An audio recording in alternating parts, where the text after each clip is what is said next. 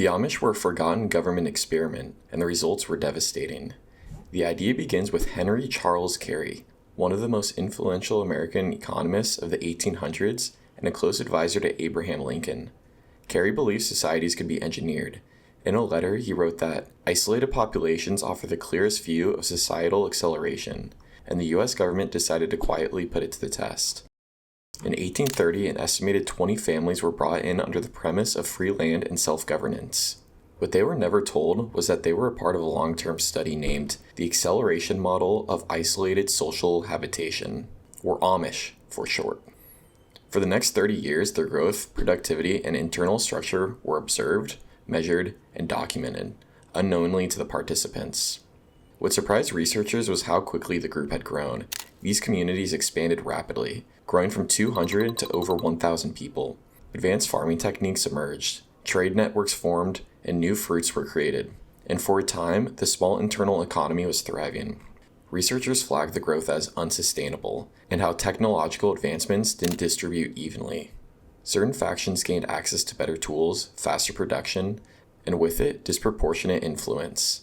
And as the population grew, so did their differences. Reportedly, Elder Chester Rockhard, leader of the stronger Western settlements, began advocating for polygamy, arguing it was important for population growth. Across the region, Elder Moses Buckle openly opposed the practice, warning that population growth would outpace resource allocation models. What began as a moral dispute quickly became an economic one. Trade routes were restricted, resources were sabotaged.